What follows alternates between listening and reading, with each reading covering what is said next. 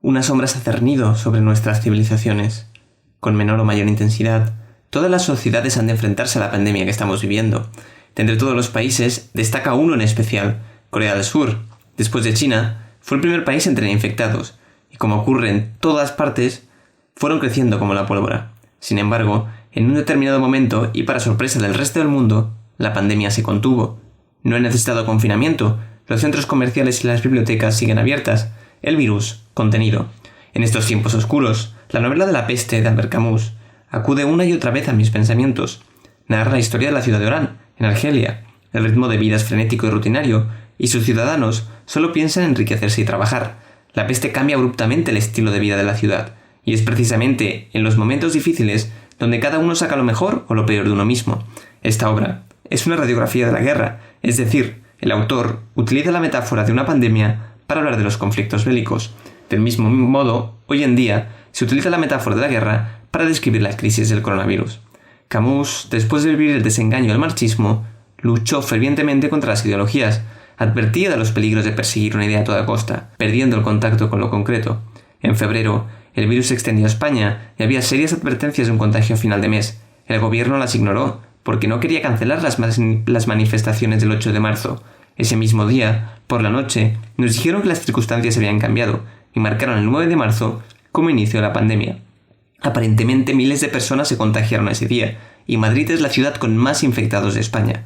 Esta era precisamente la preocupación de Camus, perder la realidad de lo concreto en nombre de una teoría. Su cuaderno, a modo de sentencia, escribió que cuando se quiere unificar el mundo entero en nombre de una teoría, no queda otro camino sino lograr que ese mundo sea tan descarnado, ciego y sordo como la teoría misma. No les queda otro camino que cortar las raíces que unen al hombre con la vida y la naturaleza. España es actualmente uno de los países que peor está pasando la pandemia. En el episodio de hoy, tenemos la suerte de contar con Juanpi Postigo, amigo de la infancia y que vive en Corea del Sur desde el 2012. Trabaja en una empresa de moda y ha estado aprovechando sus contactos para ayudar a traer el máximo material sanitario a España. Nos relata cómo vivió la crisis desde el primer momento y nos da las claves que deberíamos implementar en España para salir del confinamiento. En estos momentos difíciles, es conveniente recordar las palabras de Camus. En las profundidades del invierno, finalmente aprendí que en mi interior habitaba un verano invencible.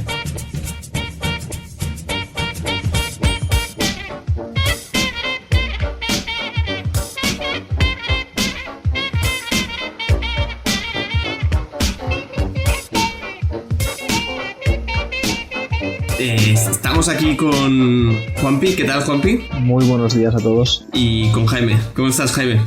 Muy bien. Venimos a hablar especialmente con Juanpi, que vive en Corea del Sur y ha vivido cómo se ha gestionado desde el primer momento la crisis del coronavirus. Y que una de las cosas que más llama la atención y por la que quiero empezar es que ellos no han necesitado confinamiento. Así es. También hay que tener en cuenta, ¿no?, que en 2015, ¿verdad que vivisteis la crisis del SARS? Del MERS. Del MERS. ¿Y la crisis del SARS cuándo fue? La crisis del SARS creo que fue en el 2000... Bueno, en el 2002 o 2003. 2002-2003. Bueno, igualmente lo interesante es que son todos, los tres son coronavirus, que es un tipo de virus. De hecho, el COVID-19 propiamente, técnicamente en medicina se llama SARS-CoV-19, es decir, COVID-19-2. De hecho, SARS es síndrome respiratorio agudo, COVID es coronavirus y 2 ese porque es el segundo que se ha encontrado, ¿no? Entonces, es que cuando se encontró se le puso el nombre de la segunda versión de este SARS que hubo anteriormente, porque se veía que era muy parecido, a pesar de que, gracias a Dios, la mortalidad es menor, pero el contagio es mayor. Entonces, Juanpi, ¿por qué no habéis necesitado confinamiento? ¿Cuáles crees tú que son las causas? Pues yo creo que aquí, como has dicho bien, en el 2015 tuvimos la crisis del MERS, donde hubo creo que menos de 1.000 contagiados y menos de no sé cuántas muertes, pero seguro que eran menos de 200. Y ahí la población tuvo muchas consecuencias para la población. Yo estaba en el segundo año de la universidad y se paralizó todo. Mucha gente con máscara, muchos comercios que cerraron. Entonces ahí también el gobierno aprovechó la situación para usar el MERS, que no era tan letal, por causas que si queréis después os explico. Aprovechó la situación para utilizarlo como un ensayo general, por decirlo de una forma. Y ahí pues desarrolló todas las medidas que ahora estamos llevando a cabo, como puede ser, creo que lo más importante que ha sido la prevención. Desde un primer momento, tanto el gobierno como los ciudadanos estaban concienciados de que esto era un virus que era muy fuerte y que las consecuencias también podrían ser muy grandes, por lo que todos unieron fuerzas para prevenirlo bien. Y en la prevención yo destacaría el uso de máscaras, que si queréis después podemos hablar de esto. Después la higiene personal, ya sea con lavarse las manos continuamente, ya sea con jabón o con geles desinfectantes que se encuentran en todos lados. Y después el uso, por ejemplo, de cámaras que te detectan la temperatura cuando entras a ciertos edificios, ya sea hospitales, hoteles, centros comerciales o universidades. Entonces yo creo que esto ha sido el primer gran motivo por lo que en Corea se ha conseguido que no se propagara tanto, porque han conseguido prevenir su expansión. Después yo creo que, bueno, y junto con la prevención yo pondría la concienciación, que la población sea consciente de la gravedad de esto. Desde el primer momento en que salieron en las noticias de China, de Wuhan y cómo se expandía un poco, en todos los autobuses habían anuncios, tanto en coreano como en inglés, sobre cómo se tenía que actuar. Los 3 pasos a dar o los 6 pasos a dar. Habían pósters en todos los edificios, tanto públicos como privados. En el apartamento donde vivo se puso la forma que actuar ante esta situación. En todos, bueno, no en todos los cruces, pero en muchos cruces de calles pusieron pósters sobre cómo se tenía que actuar, ya sea lavándose las manos, usando las máscaras, evitando el contacto con muchas personas. Entonces yo creo que la prevención fue una de las claves. Después yo diría que otra de las claves ha sido la respuesta a cuando ha habido infectados, que ahí viene varios temas. Básicamente es el seguimiento de cada caso. Yo creo que eso es muy importante. Cuando alguien se contagia, el seguir a todos esos contagiados con un historial de dónde han estado, de con quién se han visto, dónde trabaja, dónde vive, ha ayudado mucho a prevenir que se expanda más. Porque si, por ejemplo, yo cojo el virus ahora, pues verían, ¿no?, con quién vivo, con quién trabajo y dónde he estado en los últimos días. Por supuesto que desinfectarían tanto mi casa como el ascensor, como las escaleras de donde vivo, bueno, las escaleras y el ascensor de donde vivo, como de donde trabajo. La oficina probablemente se cerraría durante un día, donde desinfectarían también el sitio donde trabajo, y después todos los que trabajan conmigo y si alguien vive conmigo o si alguien ha estado en contacto conmigo en los últimos días, les harían la prueba para ver si tienen el virus y les pedirían que estuviesen en cuarentena durante 2 semanas. Tío, esto parece el futuro. Aquí en España es inconcebible. O sea, primero porque no podemos hacer test. No hay mascarillas para todo el mundo. O sea, de hecho ahora las mascarillas escasean un montón y están muy caras. Y luego, o sea, a mí me maravilla la capacidad que tenéis. O sea, yo no he visto a nadie desinfectando. O sea, más allá de la televisión, a los policías desinfectando sitios concretos, a los policías, al ejército. Claro, lo que habéis hecho allá me parece, pues no sé, o sea, me parece admirable. Pues te voy a poner... Juan... Sí, dime. No, que la pregunta es, ¿esto cuándo empieza en Corea? Vale. ¿Los protocolos? Pues os explico un poco ahora, pero sobre lo de desinfectar, justamente ayer estaba volviendo de una biblioteca y por la calle vi como el bicing en Barcelona, este servicio de bicis que es muy barato, pues aquí hay uno que es muy parecido. Es público y es para fomentar que la gente vaya en bici, que la polución y tal cual. Entonces había un empleado que estaba desinfectando todas las bicis, todos los manillares, todos los asientos, todos los tal. Después se fue con la camioneta a la siguiente parada de bicis y supongo que hizo lo mismo. Es decir, que aquí están todos muy concienciados, todos los locales. Los centros comerciales, por ejemplo, soy consciente de que limpian todos los días todas las barandillas, todos los baños, todos los pomos de las puertas. O sea que sí que es cierto que en España estamos en un nivel en el que se ha expandido todo tan rápido y tan de repente, quizás es difícil ahora, ¿no? Pues llevar a cabo estas medidas. Pero yo creo que hay que pensar tanto en un futuro para cuando vuelva otra crisis de estas que va a volver, también para cuando se acabe el confinamiento, que esto no puede durar, yo creo que van a querer extenderlo ahora otra vez hasta el 26 de abril. Pues yo creo que hay que empezar a abrirse un poco y a tomar unas medidas, porque esto de que no pueda salir nadie de casa a mí me parece exagerado.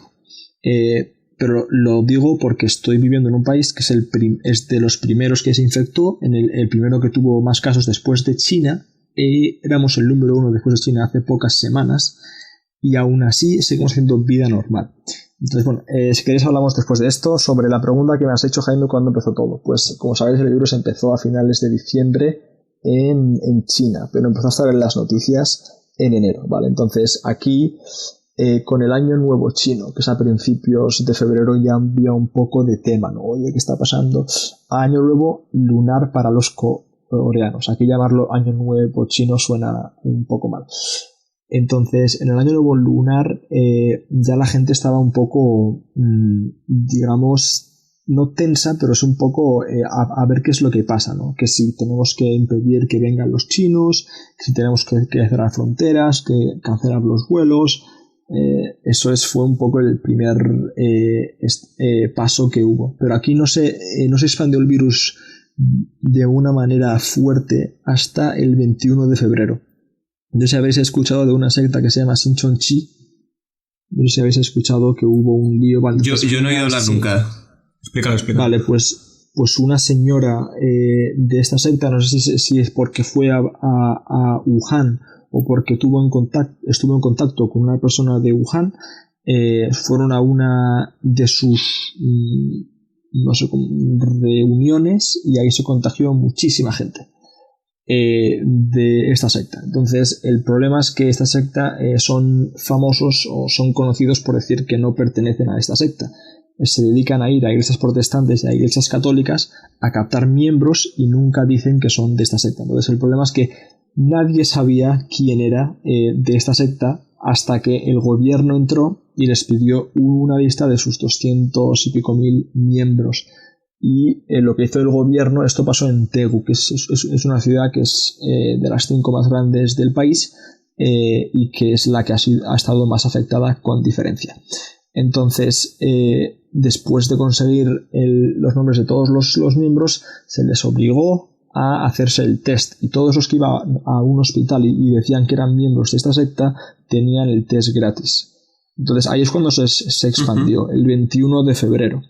Y ahí os puedo decir, porque trabajo para una empresa de moda, que las ventas bajaron mucho durante esos días, mucho, y todos sufrimos bastante.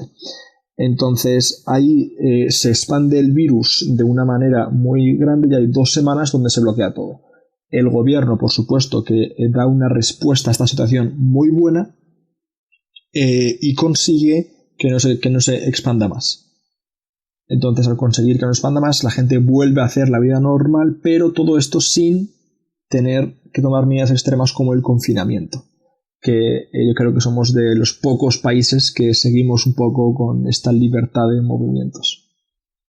Yo no sé qué país no ha tomado confinamiento aparte de vosotros, porque China lo hizo, Estados Unidos lo está haciendo en algunas partes. Y luego, bueno, es que... Bueno, que no. Alemania aguantó bastante, a pesar de tener muchos casos, aguantó bastante sin confinar a la gente.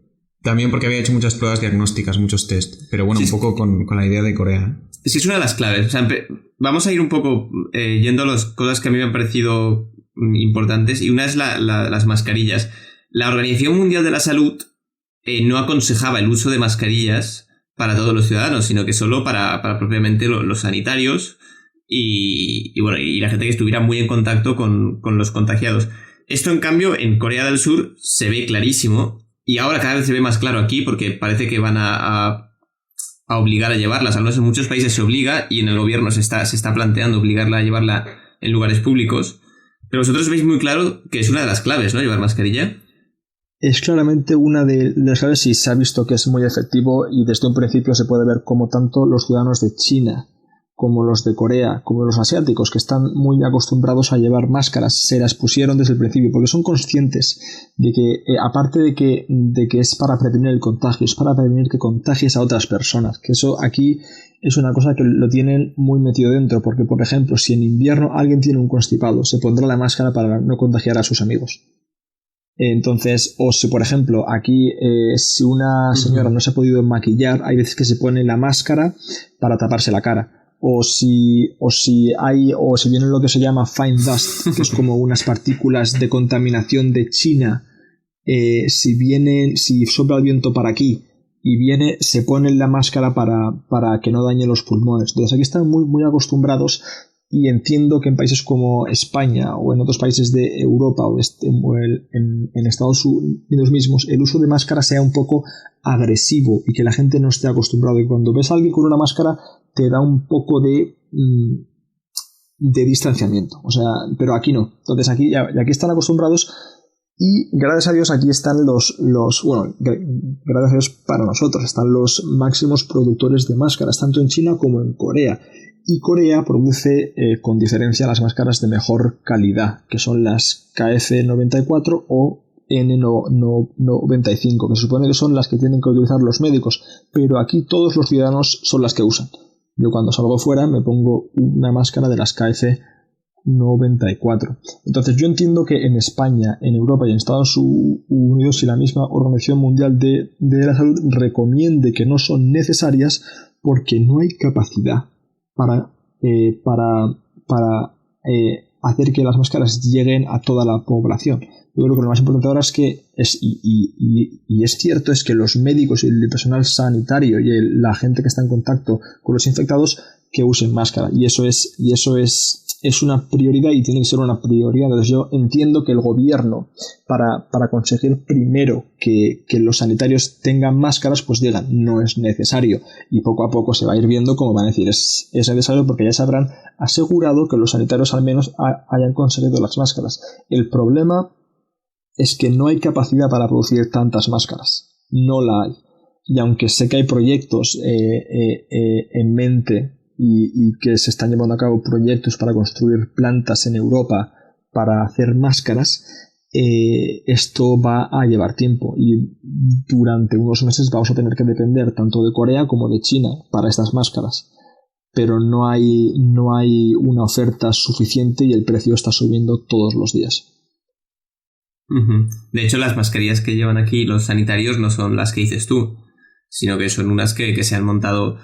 Salió un artículo en el New York Times hace poco explicando las condiciones en las que los sanitarios médicos españoles tenían que actuar, y es un drama, ¿no? Porque bolsas de basura encima, con cinta adhesiva, y claro, se protegen como pueden, porque es que no hay mascarillas suficientes ni para los sanitarios, evidentemente para la población tampoco. O sea, algunos tienen alguna decente, pero porque la consiguieron antes, ¿no? En esto de que hubo un gran miedo al principio y tal. Pero por eso es bastante drama. Y luego otro de los temas que también es muy clave es el de los test. O sea, vosotros desde el principio, o sea, teníais un montón de test y los hicisteis casi al momento, ¿no? En que llegó la esto. Entonces, sobre los test, sobre lo de los test también aquí se aprendió mucho de la crisis del 2015 con lo que pasó, que es muy importante tener la capacidad para desarrollar tests y para hacerlos.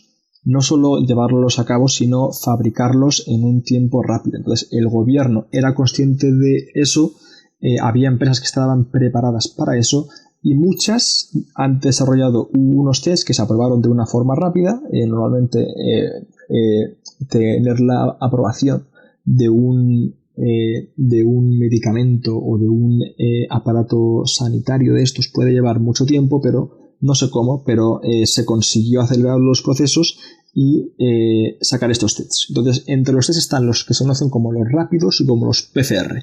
Los rápidos se pueden utilizar en sitio. Bueno, los PCR son para hospitales, ¿vale? Y los rápidos no hace falta que sea en un hospital. Se puede sacar el resultado en menos tiempo. El problema de los rápidos es que el accuracy rate, la fiabilidad, porque de una forma así, la fiabilidad no es tan alta. Entonces, quizá pueda haber, no sé, depende, pero hay algunos, como los que se trajeron de China, que son del 50%, a otros que son del 80, 90 y algunos que son mejores. Entonces, ¿por qué se utilizan estos tests si no son tan importantes? Entonces, al principio de cuando se expande el virus es bueno saber cuántos están contagiados. Saber, tener una muestra. Entonces, si haces una muestra a 10.000 o a 20.000 personas con un test que quizá tiene una fiabilidad del 50%, pues quizá no te sale un número exacto, pero al menos te haces una idea de qué es lo que está pasando. Entonces, eso ayudó mucho al principio. Yo creo que en dos países como en China, como en Corea, que yo creo que los de Corea tienen una fiabilidad mucho más alta, para saber cómo estaba la situación. Y después los PCR son los que te ayudan más a saber de verdad si está contagiado o no. Pero el problema, y aquí son dos, es que el PCR tarda unas horas en darte los resultados y se necesita una máquina en un hospital. Y después ya se me ha ido el segundo blanco que os quería comentar sobre este test. Bueno, sí, en fin, que se tarda más tiempo en salir los resultados. Entonces, aquí los tests, como sabéis, se utilizaron mucho y se expandió su uso, ¿vale? A todo el país. Sobre todo, hay personas que lo tienen gratis, que son los de la secta que os he comentado, las personas que han estado en contacto con contagiados. Después, gente que designa el gobierno. Claro, que tú has estado en esta zona, pues te haces el test. O aleatorios, por decirlo de una forma así, para también saber si tienen el virus o no. Bueno, la otra cosa que os quería comentar antes que me ha venido ahora es que el virus en los primeros días de incubamiento puede no dar positivo, aunque lo tengas. Es por eso que en los primeros 5 o 6 días, aunque tengas el virus, puede ser que te dé como negativo. Y es por eso que a la gente que se le hace el test y que da negativo, aunque dé negativo, se les pide, por favor, estate en casa durante 2 semanas, porque en 2 semanas todavía podéis desarrollar este virus. Entonces, volviendo al tema de cómo se llevan a cabo los tests, pues los que os he comentado lo tienen gratis y las otras personas tienen que pagar 170.000 wones, que quizá no sé, son 120 euros por el test. ¿Qué es lo que pasa? Pero es que hemos de pagar, pero si el test da positivo, te devuelven el dinero. O si, por ejemplo, el doctor... Esto es como la prueba de alcoholemia. Sí, más o menos. Entonces, si el doctor que te hace el test, si el doctor que te hace el test cree que los datos que ha recogido son necesarios y que los necesita para lo que sea, también te pueden devolver el dinero.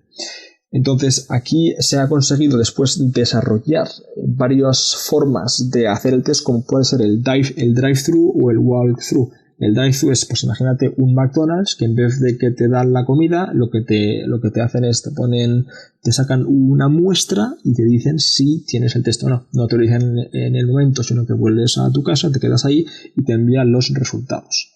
Y después el walk-thru es vas a un sitio en vez de un hospital, que probablemente sea el mejor sitio para contagiarse. Vas a puede ser un parque o un sitio habilitado por el gobierno, donde entras en una cápsula, digamos, que son como las de teléfono, y ahí hay un doctor que desde fuera te saca una muestra y te envía el resultado a casa sobre si estás contagiado o no. Entonces, gracias a estas medidas, aquí se ha conseguido hacer el test a 15.000 personas al día, que es mucho, desde hace mucho tiempo. Entonces, y seguimos haciendo el test a muchas personas. Sí, ahora todos los que llegan de fuera en avión se tiene que seguir haciendo el test. Y si uno viene del extranjero ahora, ha de estar sí o sí 2 semanas en cuarentena. Entonces, cuando llega al aeropuerto, le hacen el test. Si da positivo, le envían a un hospital. Y si da negativo, le dicen, estate en casa 2 semanas y te vamos a instalar en tu móvil una aplicación donde 2 veces al día nos vas a decir tus síntomas. Y si durante ese día 2 veces no ha puesto los síntomas, al día siguiente o ese mismo día le llaman, oye, que no has puesto los síntomas, ¿qué está pasando? O si ven que ese móvil ha salido de su casa por la señal de GPS, van a ir a buscarle porque están incumpliendo la ley. Entonces sí que es cierto que aquí hay un tema de privacidad y de tal no sé qué, pero bueno, si la gente que dice que esto es un ataque a mi privacidad, si le pones las 2 opciones de, bueno, ¿qué prefieres? Que los que posiblemente están contagiados tengan esa aplicación donde se le haga un seguimiento más cercano, quizá privándoles de esa privacidad que tienen, que tampoco es que se les prive de una gran manera. ¿Tú qué prefieres? ¿Que les hagan eso o quedaros toda la población en casa durante 2 meses? Os puedo asegurar que el 95% de la población preferirá que les sigan por la geolocalización.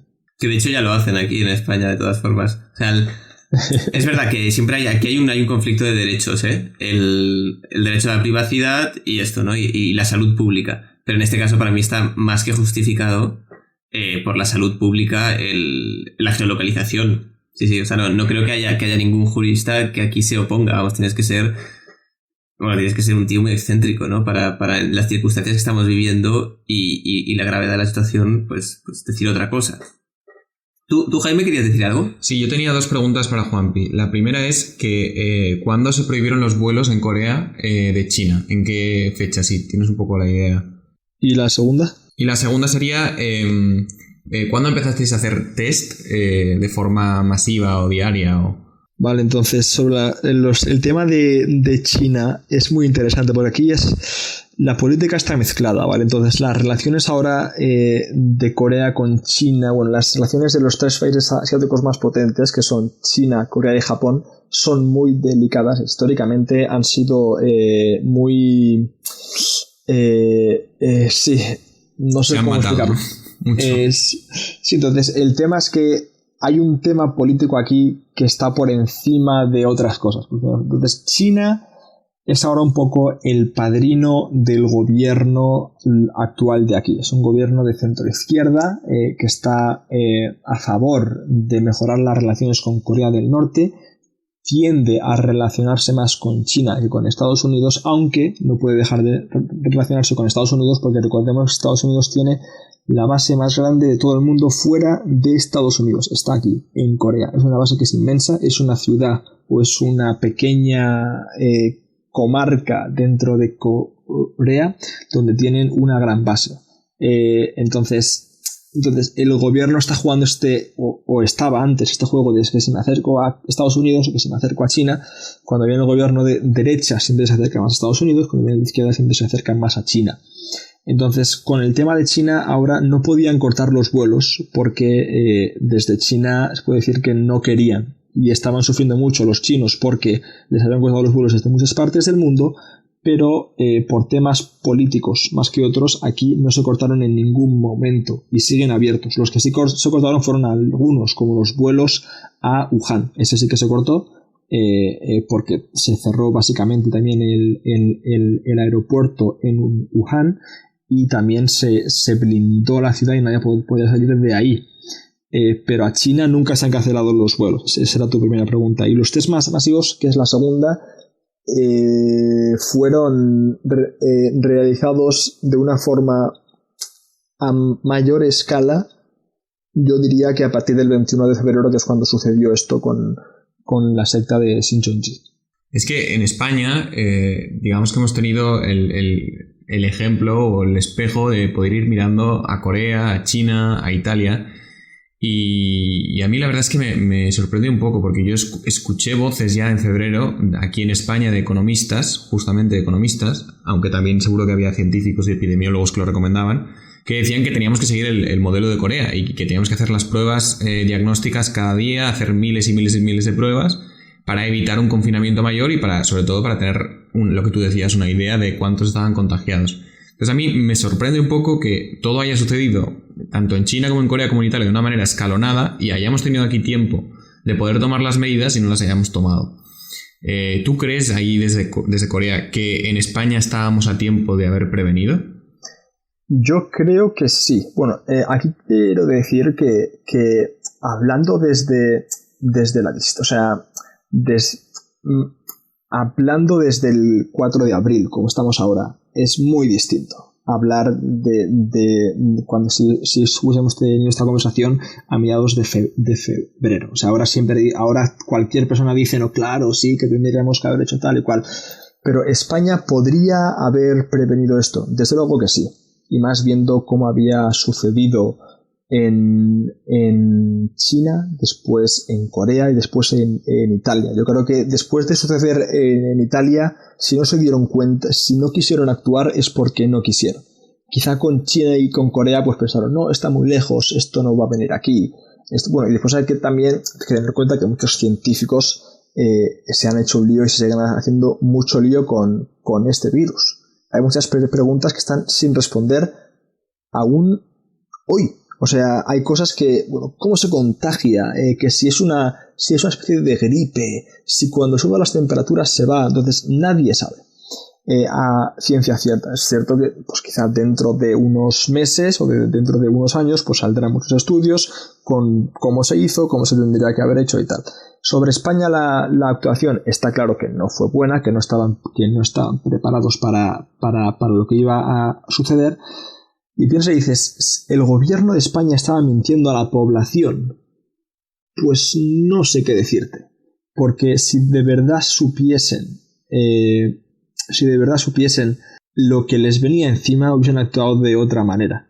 No sé si me explico. Sí, o sea, evidentemente, pero yo creo que tal vez la responsabilidad aquí no está tanto en eso, sino está en dedicarte a la ideología, ¿sabes? Y no los problemas reales. Porque, de hecho, ellos sabían ya desde... Y además habían tenido varias advertencias de tanto de la Organización Mundial de la Salud como de científicos de lo que estaba ocurriendo. Pero igualmente se celebraron cosas que son muy graves como la manifestación del 8 de marzo. Partidos de fútbol. O sea, todo esto que vosotros ya cuando teníamos contagiados... Pues todo esto se celebró. Incluso se ve, hay imágenes de la ministra, la vicepresidenta, Carmen Calvo, que estaba ya diciendo a la gente que no se dan besos, porque ya sabían la gravedad del virus. Pero igualmente, o sea, prefirieron la ideología a un problema real, ¿no? Y mirar las muertes que ha causado. O sea, ha sido muy grave en todo este caso porque tenemos un gobierno, que estas son unas cosas que te quería comentar. O sea, yo veo que afecta negativamente más en países que tienen gobiernos de corte populista. Pienso en populismo desde un punto de vista académico, no populismo como arma arrojadiza, como no me gusta este partido, ¿no? A pesar de que a mí no me gusta nada PSOE y Podemos menos. Pero sí que es verdad que en Italia, por ejemplo, está Augusto Conte con el movimiento 5 Stelle, ¿no? El 5 estrellas, que también es igual. O sea, son partidos que llevan muchos años dedicándose a, bueno, pues a ideologías, a meterse, o sea, están más preocupados por el poder y por criticar a los demás y reproducir su ideología que propiamente por problemas reales. Y esto se ha visto claro en este caso, porque es que además hace 2 días estaba viendo un vídeo de Irene Montero que decían era imposible evitarlo, no había manera de que supiéramos lo que estaba pasando, tal y cual, a pesar de que hay evidencias en contra de que sí que lo sabían. Y yo pensé, vale, lo están poniendo para echárselo en cara. De repente entro y no, era un vídeo que había puesto ella. O sea, ella a estas alturas seguía diciendo que era imposible evitarlo. A mí me parece una desfachatez, o sea, me parece muy exagerado. Entonces, y en ese sentido, vuestro gobierno, a pesar de ser... No, sí. O sea, yo te quería preguntar por la actuación de vuestro gobierno, porque entiendo que vuestro gobierno no es así. O sea, es de izquierdas... Vale. Pero será otro tipo de izquierdas. Porque... Pues aquí, bueno, primero, España y Corea son países muy distintos. La idiosincrasia y la filosofía de vida y cómo responden ante situaciones o ante amenazas al Estado o a la población, respondemos de una forma distinta en España y en Corea. Entonces, sobre España, esto que has dicho, es bueno preguntarse, ¿sabían la gravedad de la situación? Pues aquí o sea, yo pienso y digo, vale, si los políticos hubiesen sabido que al cabo de un mes estaríamos todos confinados en casa, con la economía muerta y con tantas muertes, ¿vosotros creéis de verdad que hubiesen seguido con su ideología y con las manifestaciones? Yo creo que no. Desde luego que no, porque es absurdo pensar así. Aunque habrá quien piensa así. Está claro que, o sea, que sabían que había algo, pero no se hacían cargo de la gravedad de la situación. Entonces, yo creo que es cierto que no eran conscientes de que esto iba a ser tan grande, tan grave, tan mortífero. No es como es que si hubiesen actuado con esta irresponsabilidad, sabiendo de la gravedad al completo, ya tendríamos que llevarlos, pero vamos, a juicio a la Haya, ¿no? Yo creo que lo que aquí está en discusión es que si tú eres el líder de un país o eres el gobernante de un país, tienes que preocuparte seriamente por los avisos, por muy leves que sean, o digamos, el informe famoso del CSIC o el informe de la OMS, que son serios y que aquí, digamos, el problema que tenemos es que nosotros los ciudadanos nos tragamos durante 2-3 semanas las noticias de los medios de comunicación que hasta cierto punto ellos tienen controlados o tienen por la mano, que decían que era una gripe y que no pasaba nada. Y luego resulta que han salido el informe del CSIC o el informe de la OMS, que son informes muy importantes a nivel científico, de los que nosotros no hemos tenido conocimiento alguno porque se han dedicado a taparlo. Entonces, yo puedo entender que al estar lejos no tenían una idea clara de lo que podía pasar, pero como gobernantes sí que les podemos exigir la responsabilidad de haber dado a conocer todos los informes y toda la seriedad del asunto. Bueno, que yo aquí veo un poco el problema de que plantea Newman con la conciencia, que es un poco lo de Hitler, ¿no? Es decir, si Hitler se pensaba que estaba haciéndolo todo bien en conciencia, está en el cielo, pues Newman destaca y dice, no, es que es importante, digamos, formar la conciencia y estar constantemente viendo, pues que digamos, los parámetros en los que tú estás viendo la vida son los correctos, ¿no? Que te has formado pues en este caso sería el bien y el mal, pero en este caso, siendo un gobierno, tú tienes el deber y la responsabilidad de estar a la alerta y formarte constantemente en todas estas cosas para que no ocurra esto. O sea, claro que no sabían de la gravedad de la situación, pero ellos son los gobernantes y tienen un deber y una responsabilidad de evitar estas cosas, sobre todo cuando tienes de espejo a Italia, que estaban confinados antes del 8 de marzo, y que ya sabían un montón de muertes, y tienes a espejo Corea del Sur, todo lo que había puesto, y China, ¿sabes? Y sabías que había casos aquí. A mí me parece grave, la verdad, o sea, estoy totalmente de acuerdo contigo, Juanpi, o sea, no sabían ellos la gravedad de la situación, pero es grave que no lo supieran, porque son el gobierno y tienen el deber moral, cierto. ¿Sabes? Y yo entiendo que viendo cómo ha reaccionado un país como el que estoy ahora, que es un país que me encanta mucho y que estoy súper contento, hay muchos ciudadanos que se preguntan, ¿y por qué no seguimos el paso de los coreanos? ¿Por qué no hicimos como ellos? Entonces, yo aquí la siguiente pregunta que me hago es, si en Corea no hubiésemos tenido la experiencia del MERS, ¿hubiésemos sido tan efectivos como lo hemos sido? Entonces, esta es otra, porque yo estoy seguro de que en España ahora, con la lección que hemos aprendido, la siguiente crisis que haya, todos los ciudadanos estarán concienciados de que esto es grave, se pondrán todos la máscara, se pondrán todos los geles antidesinfectantes en sus casas y en todos los colegios y en los ascensores y en las universidades y en los restaurantes y en todos lados, y estarán desde el primer momento, vale, eso es una cosa que es seria, hay que ir con cuidado, no se va a visitar a el abuelo, no se va a tal sitio, no se va a tal, entonces, pero esto has de pasar por ello alguna vez para ser capaz, aunque no te niego que los gobernantes tengan mucha responsabilidad en este tema.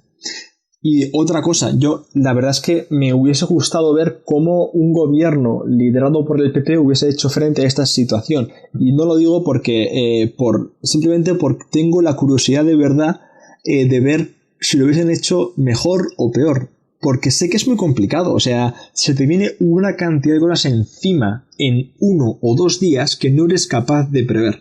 Pero bueno, esto si queréis después ya seguimos hablando un poco más. Sí, no, tienes razón, ¿eh? O sea, en ese sentido, o sea, claro, es que nosotros lo vivimos muy de cerca, ¿no? Y es una amenaza muy real. Y es verdad que no era fácil, o sea, reaccionar. Y yo no sé hasta qué punto el PP lo hubiera hecho mejor, la verdad. O sea, es decir, con Mariano Rajoy seguro que no, porque Mariano Rajoy era el especialista en no hacer nada, ¿no? El marianismo se conoce como una especie de periodo tibio de la política española, ¿no? O sea, no sé cuánto hubiera tardado yo en reaccionar él. Pero bueno, otra de las cosas que me interesa en ese sentido es el tema de China y los datos que dan, porque hace poco Estados Unidos ha sacado un artículo de que la CIA decía que estaban mintiendo, porque bueno, tienen menos infectados que nosotros y menos muertes, ¿no? O sea, infectados no sé, pero seguro que tienen menos muertes que nosotros. Entonces, yo creo que aquí hay dos cosas que están unidas. Por un lado es la propaganda de Estados Unidos y por un lado es el hecho de que China, los números que da son un poco oscuros. Entonces, si queréis, vamos caso por caso. Si queréis, empezamos con Estados Unidos. Es obvio que Estados Unidos tiene ahora, es el país que yo creo que lo tiene más negro por la cantidad de infectados y la falta de preparación que tienen ahí. Creo que lo van a pasar muy mal y ya lo están pasando bastante mal. Están llegando vídeos que no, en fin, que son muy desagradables, y fotos también, y relatos de gente que también. Entonces, entiendo que el gobierno de Trump y todos los estadounidenses tengan que encontrar a alguien a quien echar la culpa, porque no puede quedar, o sea, el encontrar a un enemigo al que atacar y al que echar la culpa y al decir sois vosotros, es por vuestra culpa, es muy importante para ellos. O sea, el tema de decir el virus chino es por un tema también de marketing, por un tema de desprestigiarles, por un tema de decir es que Estados Unidos somos mejores. Y también es un poco de envidia, porque en China lo han conseguido llevar de una manera mucho mejor. Después está el tema de los números en China.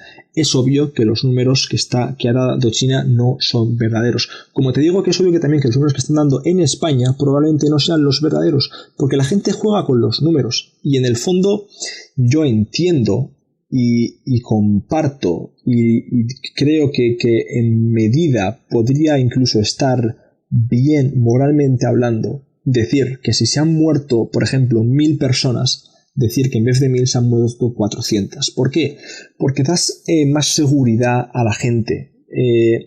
Por supuesto, o sea que esto hay que centralizarlo y se ha de preguntar qué es lo mejor para ese momento. Si decir que se han muerto 1000, pues que se han muerto menos. Porque diciendo que se han muerto 1000 estás, como diría yo, creando más pánico del que hay y no ayudando a solucionar esta situación. Y yo creo que probablemente todos los países estén jugando con los números. Ya han salido artículos sobre cómo están contando las muertes, que es distinto. O sea, hay gente que hay países donde se cuentan solo los que han muerto por el virus. Si alguien tenía otra enfermedad, aunque sea muy, muy pequeña, pues se pone que ha muerto por eso. Entonces, no sé si me explico con este tema. Sí, lo que pasa es que, a ver, yo entiendo que puedas llegar a mentir si tienes el asunto realmente controlado, pero cuando tienes todo descontrolado, pues mira, al menos como mínimo que tengamos la verdad, ¿no? Ya que no tenemos el control del gobierno. Y sí que es cierto que es verdad que hay países que cuentan solo las muertes directas del virus y no por otras causas, como por ejemplo dicen de Alemania, ¿no?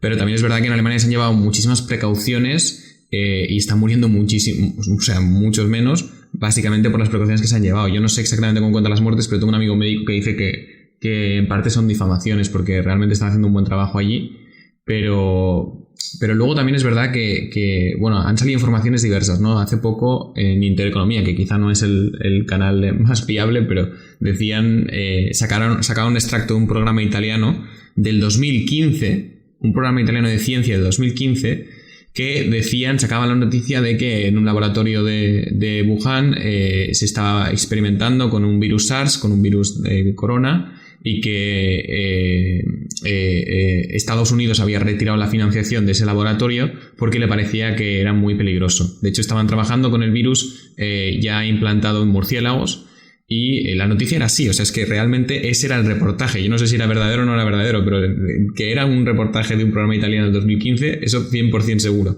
Entonces, claro, se plantean un montón de interrogantes sobre toda la teoría de la conspiración, que a veces parece una teoría demasiado descabellada, pero es que ahí está el programa italiano del 2015 que es tal cual, o sea, no tiene más. Entonces ahí, claro, con respecto a lo que decías, ¿no? De Estados Unidos, si es un virus chino o no, veremos a ver quién es el culpable, pero si ha habido una manipulación de laboratorios, o China o Estados Unidos deberían responder o dar la cara, ¿no? Yo lo que veo claro aquí es que China nunca va a decir que fue por culpa suya, Estados Unidos nunca va a decir que fue por culpa suya, siempre se van a estar culpando mutuamente, o sea, que no, que en China no puedes decir, no, que ha sido un Estados Unidos que ha metido el chino, que el virus en China, otros, no, que ha sido China, otros, no, que ha sido un tercer país. Yo sinceramente se podría discutir sobre esto, espero que algún día sepa la verdad, pero creo que no se sabrá, porque los que han causado esto, si es que lo han causado, que yo creo que causar este virus, si tenían en mente todo lo que conllevaba y cómo está el mundo ahora, probablemente no lo hubiesen hecho, porque no ayuda, por decirlo de una forma, a ningún país, porque China también ha sufrido y va a seguir sufriendo las consecuencias. Pero bueno, yo es que la verdad es que después de tanto de... Hay muchos temas aquí que se han mezclado todos. A mí lo que me gustaría comentar, sinceramente, es cómo creo que España debería actuar ahora. Es mi punto de vista. Está claro que no soy ningún experto, pero simplemente viendo cómo se ha actuado aquí, que yo creo que ha funcionado, y conociendo más o menos España, creo que podría funcionar. Entonces, creo que el confinamiento se tiene que acabar cuanto antes. Podemos hacerlo si tú tomas las medidas adecuadas. En Corea están funcionando. Yo creo que lo primero, yo creo que la población ya está muy concienciada sobre este tema. Ya son conscientes de que esto es un virus que es muy grave, que tiene una tasa de infección muy alta. Probablemente todos conoceremos a algún conocido que haya estado infectado o incluso a alguien que haya fallecido. Y entonces yo creo que la gente ya tiene eso en mente. Esto es muy, muy, muy grande. Los siguientes pasos a dar. Yo creo que, por supuesto, el uso de máscaras. Eso es otro problema porque no hay capacidad de... Pero cuando digo que no hay capacidad es que una máscara como mucho te puede durar, dependiendo de qué tipo de máscara. Pero hay unas que son de uso de un día, otras que son de 3 días o de una semana. Pero una máscara que puede usar más de una semana hay muy pocas. Entonces, 47 millones de máscaras que se necesitan en España cada semana. ¿De dónde las sacas? Estamos teniendo problemas ahora para llevar 1 millón o 2 millones. Estamos luchando por conseguirlas tanto en China como en Corea. En Corea es mucho más complicado, se consiguen sobre todo ahora en China.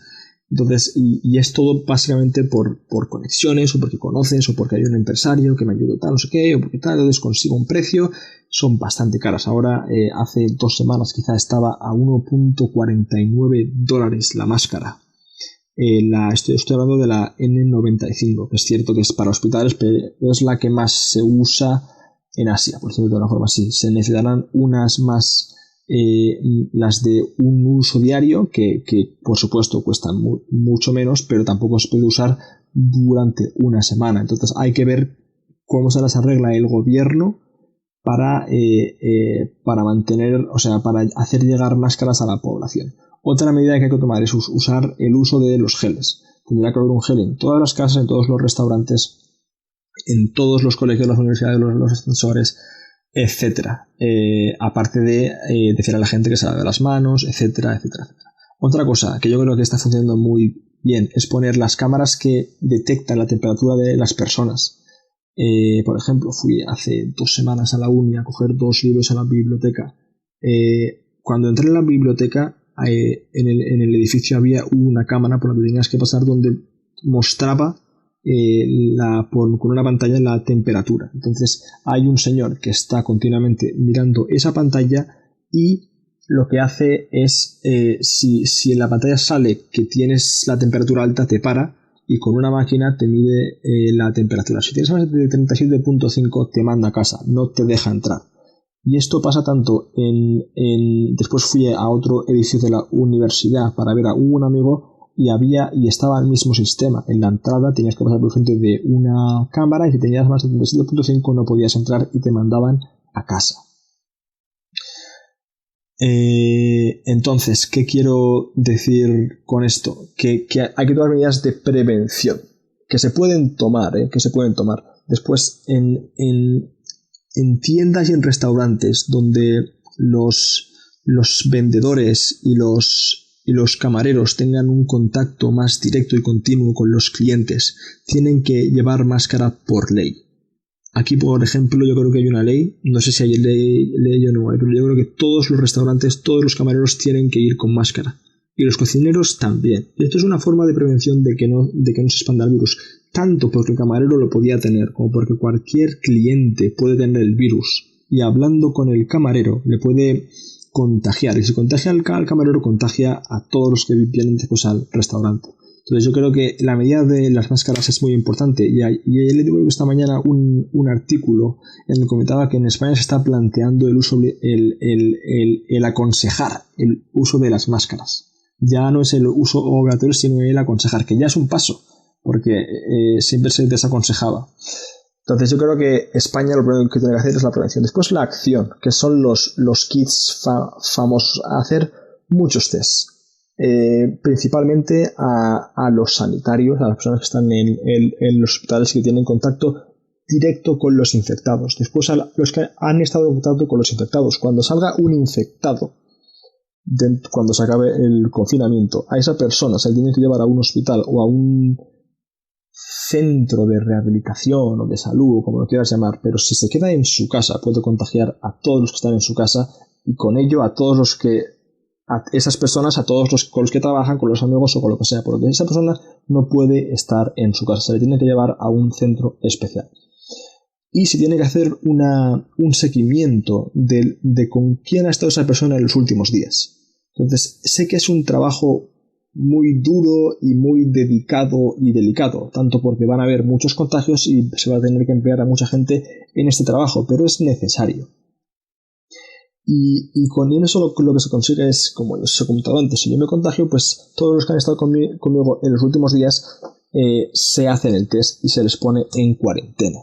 Aparte de eso, aquí lo que se hace, que yo creo que es muy útil, aunque la privacidad un poco aquí se rompe, es a todos los contagiados se pone en la página web del gobierno dónde ha estado en los últimos días, en qué restaurante ha comido, dónde trabaja, dónde vive. Entonces esto puede sonar un poco, pero es necesario. Y dices, pues sí, porque también es un tema del miedo de la población. O sea, si tú sabes que tu barrio está limpio, pues andarás por el barrio de una forma más segura de que si no sabes nada. Si hay un misterio ahí, pues dices, es que quizá en mi barrio, quizá no, quizá el vecino. Pero no, si tú sabes, pues mira, 2 calles más para allá hay un edificio donde vivía un infectado y donde además ese infectado desayunaba todos los días en el restaurante de Manolo. Porque el restaurante de Manolo se desinfectará y los que frecuentaban ese restaurante se les aconsejará, o al menos cuando miren esa web y se den cuenta de que los restaurantes de los que asistían al restaurante Manolo tienen una probabilidad alta de estar contagiados, pues también tendrán que estar en cuarentena y hacerse el test. Yo creo que es un modelo que se puede llevar a cabo en España para superar esta crisis y acabar cuanto antes el confinamiento. Ya está. A mí me gustaría, Juanpi, si puedes, que explicases ahora tu historia, es decir, ¿cuándo te fuiste a Corea? ¿Qué te dedicas? Para que los oyentes puedan saber un poco el por qué estás allí, ¿no? Vale, pues ¿qué haces allí? Vine a Corea en agosto de 2012, después de acabar el bachillerato me vine aquí, estuve 1 año y medio con el idioma y después de acabar con el idioma coreano, que os puedo asegurar que es muy difícil y muy complicado y hay que dedicarle muchas horas, entré en una universidad local donde estuve estudiando durante 4 o 5 años 2 carreras, Business Administration y Clothing and Textile. Me gradué el febrero pasado y desde abril estoy trabajando para una empresa de moda española y la verdad es que estoy muy contento. Vale, esa empresa es Inditex, ¿no? No, Mango. Mango, ok. Vale. Sí. No era por hablar de las donaciones de Amancio Ortega, pero no. Bueno, si queréis hablamos de las donaciones de Amancio Ortega, Bueno, es que justo ayer salió una noticia de que Turquía frenaba unos respiradores que había pedido el gobierno español a China y a la vez ha salido una noticia en El Mundo que dice así que Inditex ya ha donado material por valor de 35 millones y se espera una donación de 25 millones más. Pero la cuestión es que llegan. Lo importante de las donaciones de Inditex es que acaban llegando a España. No sé si es por el control que tienen del comercio internacional o de si queréis que no permiten que pase os lo de puedo Turquía. Poner un poco en situación porque más o menos he estado un poco metido y reconozco que estoy un poco metido en este tema ayudando a diversas personas y empresas a llevar material sanitario a España. Entonces está claro que el gobierno no preveía que iba a ser esto de tan grande calibre, por decirlo de una forma.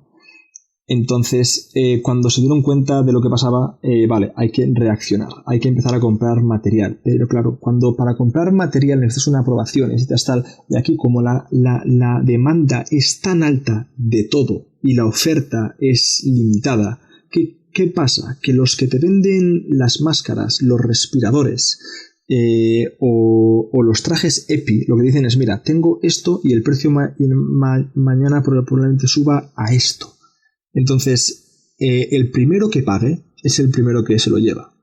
¿Qué pasa? Que el gobierno no es que tenga mucha experiencia en este tipo de comercios y en este tipo de trade, como se conoce. Entonces, aquí han salido muchas empresas que son expertas y que llevan años trabajando con China y con Asia y importando productos y han cambiado un poco su canal de compras. Y en vez de importar ahora los productos que hacían, siguen trabajando con los distribuidores y con los dealers que tienen ahí, pero ahora importan material sanitario. Y os puedo asegurar que esta gente con la que he estado en contacto y que tengo el orgullo de decir que les conozco, son para mí los héroes, por decirlo de una forma, héroes en la sombra. O sea, nunca les vas a ver en la tele hablando. No, son gente que se dedica a los negocios, que están atrás y que no hacen esto para ganar pasta, aunque podrían ganar mucha pasta, os lo puedo asegurar. Entonces, ¿qué es lo que pasa? Que un dealer lo que dice es, mira, yo te puedo asegurar un envío de 100.000 máscaras, pero necesito que pongas el 50% del dinero en cash en adelantado. Esto el gobierno nunca lo va a hacer. Entonces, estos son empresas que conocen a mucha gente, conocen a muchos dealers y que tienen la confianza con esta gente para poder hacer esto. Entonces, las máscaras es un tema, pero los respiradores, sinceramente, es muy delicado. Hay muy pocas fábricas que los fabrican. Aquí en Corea hay una y ya tiene la producción saturada hasta julio como mínimo. A partir de julio se podrían aceptar pedidos de unos respiradores que han subido el precio de una forma impresionante. Y es una fábrica a la que está aquí que fabrica 300 respiradores al mes. No fabrica más. En China, pues hay las que hay. La verdad es que no quiero meterme mucho en el tema porque no sé si puedo hablar o no de algunas cosas. Pero la verdad es que los dealers hay algunos que suben el precio y lo que antes te podía valer 2.000 euros, hay empresas que han llegado a pagar muchísimo más. Vamos a dejarlo ahí, en muchísimo más, punto. Entonces, ¿por qué el gobierno español no ha conseguido proveerse de estos productos? Pues básicamente porque no tiene la capacidad ni la infraestructura para hacerlo. ¿Cómo se ha hecho? Lo que se ha hecho es estas empresas privadas que sí que saben, lo que hacen es importar el producto de China o de Corea a España y en España lo distribuyen. Ya está. El tema es que lo que tú decías, antes has hablado de que muchos dealers piden la mitad del dinero por adelantado y el gobierno español no está por la labor. Si lo hicieran, eso facilitaría que los pedidos llegasen con más seguridad, con más... Es que el problema es que es un riesgo muy alto y el gobierno, y yo no te digo que el gobierno de España no esté dispuesto a hacerlo, no, quizás sí que están dispuestos y quizás sí que lo han hecho, yo no sé cómo se lo están haciendo. Yo lo que te digo es que las empresas privadas lo están haciendo de una forma con la que se consigue traer el producto a España, que es muy complicado, porque os podéis imaginar que ahora todo el mundo, España hemos tenido la ventaja, entre comillas, de estar afectados antes que otros países, por lo que hemos acelerado o hemos empezado con las compras de este material mucho antes, pero ahora, como podéis ver, casi toda Europa, Estados Unidos, México, y ahora va a empezar con Latinoamérica. Entonces, la demanda de producto va a subir un montón en todo el mundo, y este virus no creas que se va a acabar dentro de poco, o sea, va a ir a mucho, quizá pues de que es un poco, la vacuna pues tardará mucho en salir, no sé si me explico. Entonces quizá probablemente pues en otoño tendremos una segunda ola. ¿Estaremos preparados? Pues no lo sé, pero yo espero que sí. Vale, pues lo dejamos aquí. ¿Me oyes, Juanpi? Sí. Juanpi, ¿oyes a Luis? No. No me oye, ¿no? Pues Jaime, despide tú, porfa. Juanpi, a mí me oyes, ¿no? Bien, pues sí. Juanpi, nos despedimos aquí, ¿vale? ¿Me oyes bien? Es que no sé si me oye bien, Luis. Vale.